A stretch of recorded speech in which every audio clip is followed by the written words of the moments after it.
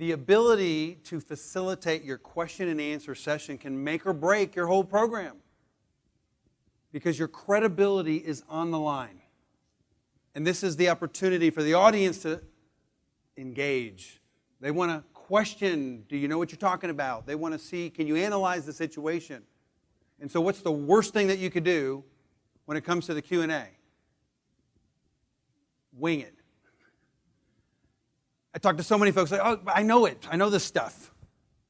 Well, you know the stuff, but you don't know what questions you're going to get. So the first thing we tell people when we start to coach for a Q&A session, we say, think about what the situation is. Think about what questions somebody might ask. Now, if you're in sales, and I know we use a lot of sales examples because there's a lot of sales folks that come, what is it that you are going to get asked about your products?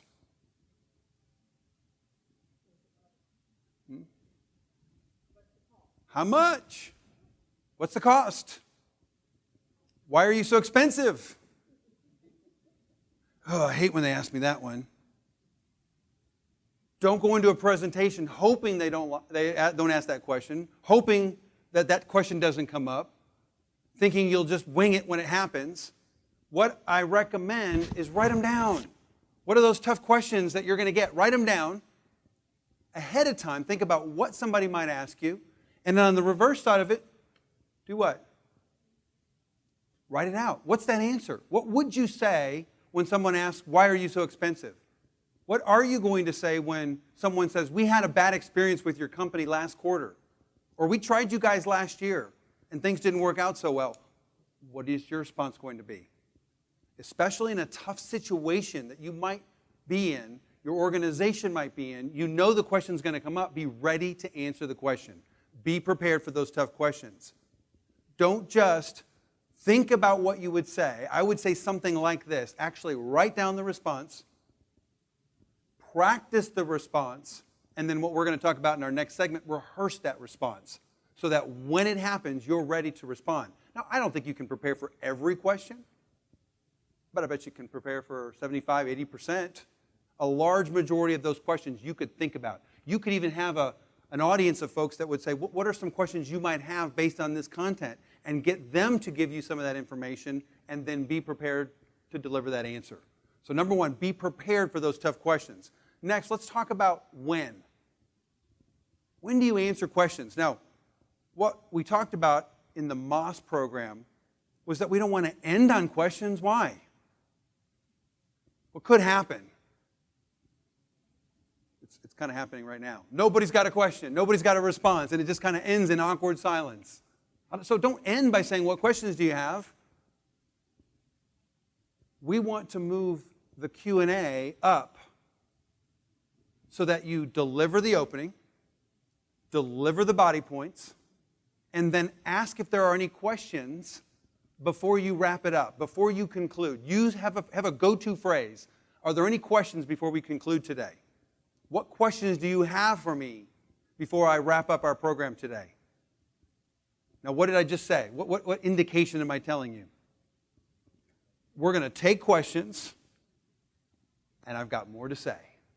So where do you take questions? Open, body, Q&A, and then your prepared close. Now, your prepared close isn't very long. It's just a couple of minutes to wrap up that program, to wrap up that presentation. And the Q&A can then stand out by itself. Now, we prepared for questions. We know when to answer them. Now, I want somebody in the room. Somebody ask me a question about anything. It doesn't have to be this topic.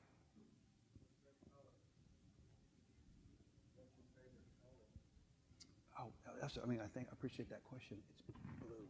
Love blue. Love it. My favorite. All right, so does anybody else have any questions? Now, what just happened? Jeff had a question. I walked over to him and I gave him the answer. Came back up. Now, is this going to encourage you to ask more questions or discourage you, and why? Some of you are like, I'm not going to ask because I don't know what that question was. Your next question might be, what was his question? But you're not encouraging your audience to want to ask more questions. So there is a process. Number one, listen to the person. Truly look at them and look engaged. Russ talked about body language. He talked about hand gestures, feet. What do you think you want to do when Steve asks me a question? How do I want to approach Steve? Hands behind my back, hands on my hips, arms crossed. I mean, what's going to be the best gesture? Maybe a lean in. Steve, what's your question? And I'm eye contact and I'm listening. Truly listen to the person when they give you the question. I'm going to tell you based on my experience, it is really difficult to answer a question that you didn't hear. Listen to the person when they give you the question. Eye contact, body gesture. Second, repeat the question. Now, obviously, this depends on the situation itself. In a room like this, it makes total sense. Jeff actually asked me, what's my favorite color? Now, for me to be able to announce that, everyone could then hear the question, so I can thank him for the question, acknowledge that he asked it, so with my body language, thank him for the question, and then I can repeat that question so that everyone in the room could hear it. Now, here's one other thing to remember. If I start to take a lot of questions and someone asks me a question, and I say, oh, thank you for that question. Oh, great question. Excellent question. Thanks, Aaron. Thank you for your question. What did I just do to everybody's questions in the room? I ranked them. Yours was good. Yours was great. Yours was excellent. And I just thanked you for yours. How did you feel? Now, again, I don't want to offend anyone in the room, so what's the best way to do? Just thank everybody. Thank them. Repeat the question. Now, by repeating it, again, based on the size of the room, if there's 3 of us in the room and we're having a small conversation, a small presentation, I'm not going to repeat it. That would be awkward. As long as I know everyone heard it, then I'm going to give my response to that question so that everyone could hear it. Not one-on-one, so we don't have side note conversations, but yet everyone in the room was involved. So there's the process that we go through when we are delivering our Q&A. Now, what do you do when there are no questions? What do you do when you look around the room and you say, so what questions do you have? What would you do then? Got a couple options here. What could we do? Yeah, make one up. Here's a question I get a lot. In my last presentation last week when I was at Shell Oil in downtown Houston, and you might even bring some references in, you could share an experience and a question that you get. You could ask a question, or you could just take the idea that we're going to let it pause and we're going to then go to our conclusion. So you have a couple of options when you have no questions. Now, what if someone asks you a question that you don't have an answer for? So Steve, ask me a tough question, something you probably don't think I have an answer to. I'm a smart guy, though, so. Well, Kevin, how long does it take an egg to boil? Thank you for that question. The question was, how long does it take an egg to boil? I'm going to actually throw this back at you guys. How long does that take for an egg to boil? How long? Depends. She's too good of a student. What is the answer? Do we have a magic number in the room for how long it takes for an egg to boil? 10 minutes. I hear 10 minutes coming out at me a couple of times. So 10 minutes. Now, I'm demonstrating a technique that if you know your audience, if you've done your homework, I can reflect the question back out to the group and give them a chance to participate in the answer to that question if I don't have that answer. If I don't have the answer, I'm not really big on, I don't know. Now, I don't want to lie. I don't want to make something up. I don't have that information with me right now, Steve. Can I get it to you tomorrow by close of business? Is that okay? Sure. Now, what if close of business is not acceptable? What would Steve then say to me? What would you say? Steve, can I get you tomorrow by close of business?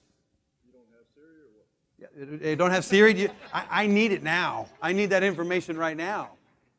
How about I get it to you by 1 o'clock this afternoon? So we've just kind of reset some expectations. Your audience will let you know whether tomorrow is okay if I don't have that information. In extreme situations like a large group, I would say, Steve, if you do me a favor, if you write that question down for me, put it on that index card for me, I'll collect that afterwards and I will get that answer for you. Now, why would I ever push the question back to my audience? I got to know my situation, but why would I do that? Because if it's not important, what would he do? Not write his question down. If it was important, he would write it down, he would bring it up, it would give me ample time to know exactly what his question was, and I would be able to research it and get back with him. So those are some options when you don't have an answer. Reflect it back. See if your audience can't help you out. Get them to write it down. Let them know you'll get back with them with the answer. The Q&A session can make or break it. You don't want to be at that tail end of your presentation and have your credibility go down. We want to be prepared. We want to have a process, and we want to increase that percentage chance that that facilitation goes better and our audience has a better reception of our overall message. Thank you. I know. Thanks for coming.